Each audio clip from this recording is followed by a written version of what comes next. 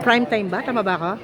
Yes. Oo, anong feeling? First ko mag-lead ng isang prime time. So, I'm so happy. I'm so grateful. Sobra. Ano mga preparation mo for this role? Oh, Napanood ko ang ganda ng role mo rito. Ha? Ang ganda ng role mo rito. Sobrang ganda po. Ang role ko po dito ay isang Muslim, si Jamila.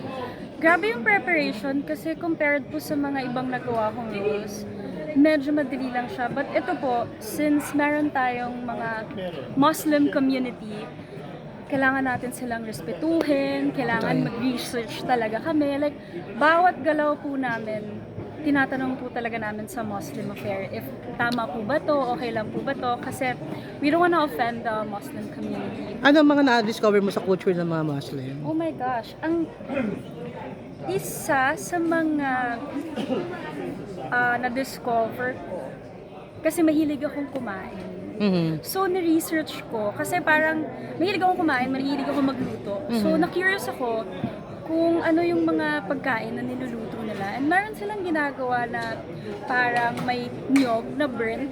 Tapos merong, I think, chicken. Sobrang sarap. Tinry ko siyang gawin. Tiala itum ata yung tawag sa kanya. Sobrang sarap. Sa experience mo pagsuot ng kanilang damit? Oh my God! First time ko na sa isang project na halos wala nang makita. Sobrang challenge yun kasi balot na balot po ako and ito lang talaga yung nakikita sa akin. But I'm so happy, I'm so grateful kay dito po sa prod na to, JRB Unit, and of course sa mga directors and si FMR.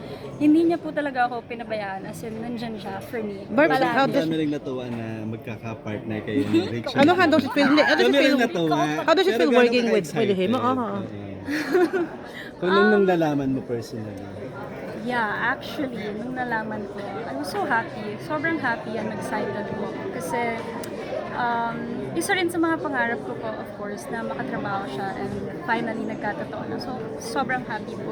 Hindi ka ba nahirapan? I mean, di ba pagka may conflict kayo, dinadaling sa trabaho, di ba may ganun para ayaw makatrabaho yung real partner So niya? far, wala pa namang conflict. But I think naman yung mga conflict, parte siya ng mga relasyon ko. So as long as hindi namin siya dinadala sa set, na professional kami, I think that's okay. Totoong malakas yung energy mo pagkasama mo si Chard. Hindi, malakas naman, mataas Totoo talaga naman, energy totoo ko, naman. diba? Ever Kahit- since, ever Kahit since. single ako mataas Ba't energy. binako ni Direk? Anong binako ni Direk? Pero mas may dagdag energy lang siguro.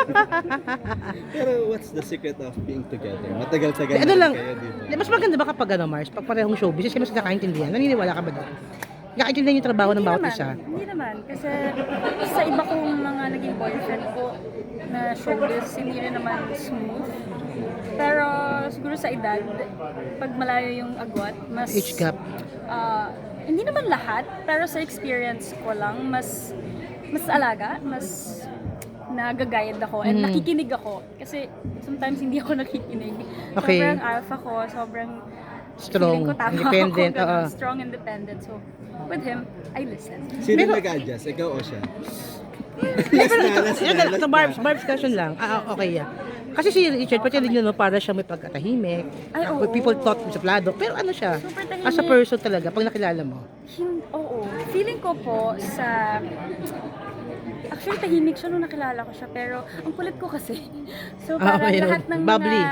lahat ng mga, kung saan man ako natutuwa, natatawa, share ko sa kanya. Tapos parang nabigay ko na yung energy sa kanya. Kulit niya na rin. Nahawakan mo ng Nahawakan energy. ko na ng energy. Pero pag misconception ng ibang tao, hindi siya suplado. Hindi naman. Hindi po.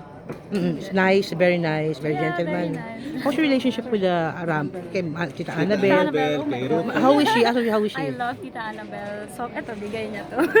Wow! Tita Annabelle. Kung Pa-picture birthday naman. ko, binigyan niya ako ng ring.